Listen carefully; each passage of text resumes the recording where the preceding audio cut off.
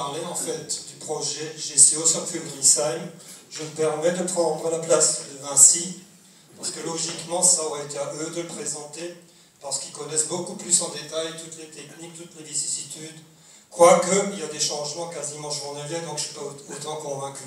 Mais avant cela, j'aimerais quand même vous présenter en quelques chiffres la commune de Pulverisheim. Donc c'est un village qui est à 10 km de la place Kléber, ça je pense que vous le savez quasiment tous, qui a oscillé pendant des siècles entre 350 et 400 habitants.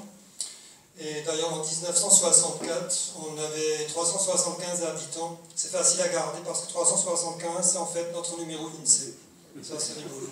Donc 64, 375 habitants. 65, élection du maire Fernand Hanstedt. Et puis ça a commencé, création des premiers lotissements. La plus grande opération étant celle des Bleuets en 69-70 avec un emménagement en 71. 51 maisons, pas mal de maisons accolées, donc quelque part la commune était déjà un tout petit peu d'avant-garde. Et donc grâce à ce lotissement on est passé à 870 habitants et on a franchi la barre des 1000 habitants en 1982. Et actuellement donc, nous sommes environ 1300 habitants. Voilà donc résumé très succinctement la progression démographique de Pulverisheim. Concernant le banc communal, nous avons 481 hectares, c'est quasiment les mêmes contenances que Dingsheim-Griesheim à côté. Et au passage, nous faisons partie du Silom la Souffel depuis le 31-12-1969 avec Dingsheim-Griesheim. Donc 481 bancs communal de 481 hectares, dont une quarantaine sont urbanisés. Qu'est-ce qu'on peut encore dire? Quelques notions d'altimétrie. La place de la mairie a une altimétrie, donc 155 mètres au-dessus du niveau de la mer. Le point le plus haut, c'est 174 mètres. C'est à différents endroits, notamment vers Fetisheim ou vers Offenheim. C'est rigolo, c'est quasiment à 1 mètre près la même altitude. Et le point le plus bas, c'est évidemment soit dans la Paris-Nord. Donc c'est direction Lampertheim, à la limite du banc communal de Lampertheim, le long du ruisseau. Alors ça c'est une autre histoire rigolote, le ruisseau, je ne sais toujours pas si ça s'appelle le ruisseau de Havenheim ou dans l'Eisbach.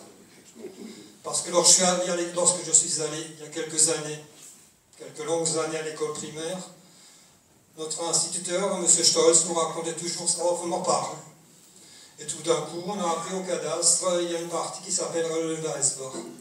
Alors s'il y a un historien dans la salle, je vais lui payer un pot après pour me dire exactement pourquoi et comment. Merci par avance. Bon, on va passer au GCO.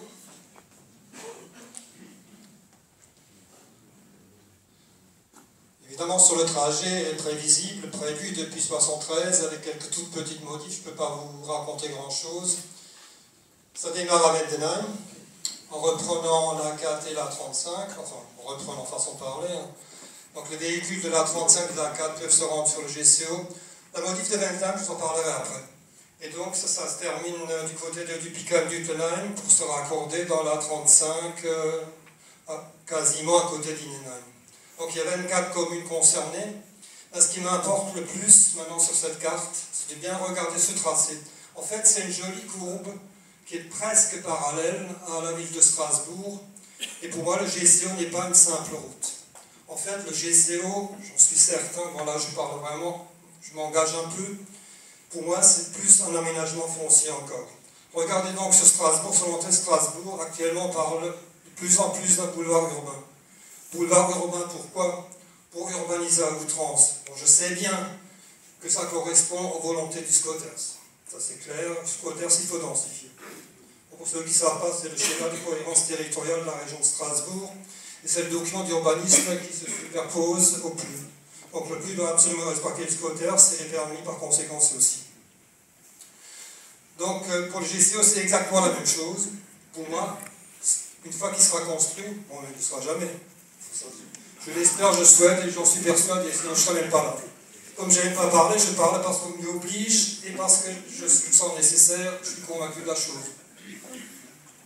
Donc, effectivement, outil urbanistique, tôt ou tard, ça va drainer des constructions, des zones d'activité, etc., etc. Est-ce que c'est une bonne chose? Est-ce que c'est une moins bonne chose? Je pense que ce n'est pas forcément une bonne chose. Et ce qu'il faut aussi noter, et j'en dirai pas plus, de toutes les communes situées à l'intérieur, il y en a 4 qui ne sont pas encore dans l'Eurométropole. C'est du Picaille au bout, et notre commune du Sillon-la-Souffel, Dingsheim, Griesheim, Fulgrisheim. Je l'ai juste précisé, signalé, c'est tout. Je n'en dirai pas plus.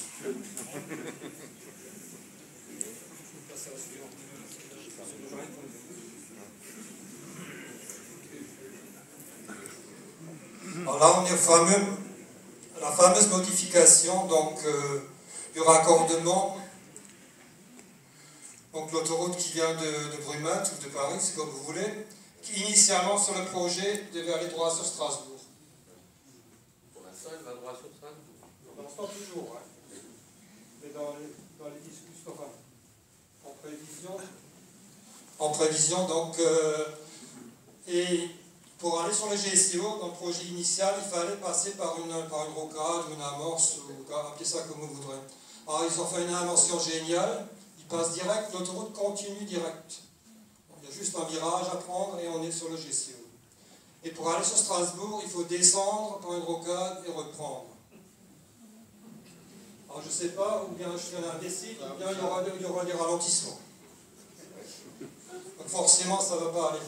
Pourquoi je parle de ça? Parce qu'à mon avis, ça va également entraîner des conséquences sur notre village et sur tous les villages alentours. Parce que ça aussi c'est très important. Le GCO, ça va peut-être arranger quelques personnes, pourquoi pas quelques-uns, quelques-unes, mais ça va absolument pas arranger la circulation dans nos communes, dans nos villages. Et avec cet aménagement, il y aura des problèmes, et donc forcément je pense qu'on aura même plus de circulation que lui.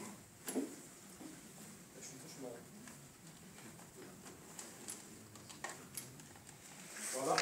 Donc là, on arrive à Fulgrisheim.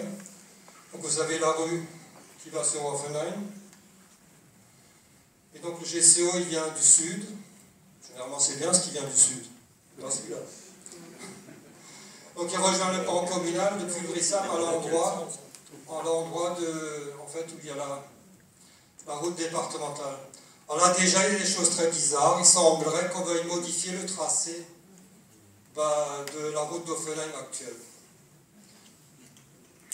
Donc il vient là, il est sur le banc communal de Fulgrisheim, il continue jusqu'à la porcherie tout en haut. Là il est entièrement sur le banc de Fulgrisheim, et plus loin, là il est mitoyen avec Fétisheim. Point de vue altimétrie, c'est pas inintéressant. Donc là on est à 174 mètres, et au fond, à côté du ruisseau qui est là, on est à 149 mètres, donc il y a une différence de 25 mètres. Sachant que le GCO passe sous la route, à peu près à 8 mètres en dessous de la route actuelle, et là il passe évidemment au-dessus du ruisseau par un pont à 8 mètres, donc ça fait 8 x 8, 16, 25, donc il y aura une bande de 9 mètres, ce qui effectivement n'est pas excessif. Ce qui me gêne un tout petit peu, c'est le bassin de rétention d'eau, et je pense que les spécialistes en parleront peut-être mieux que moi. Et ça m'interpelle quelque part. En fait, on récupère l'eau de ruissellement de l'autoroute. Ensuite, là, on est nous à 173 mètres et à l'autre bout à 159.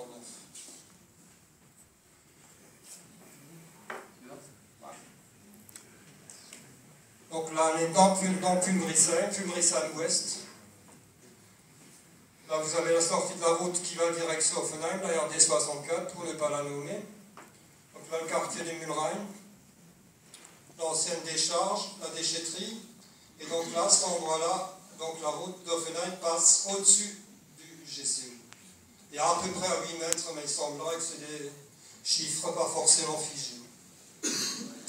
Donc elle descend vers le Larisbach, on va regarder Larisbach, et donc là, ça passe à peu près 8 mètres au-dessus du cours d'eau. Et ça continue donc direction Fétisheim. Là, au niveau du terrain de foot, on est quand même relativement proche. Terrain de foot, c'est là. Et il y a un poulailler en cours de construction ici qui est quasiment en limite du GCO, malgré qu'il soit là-bas.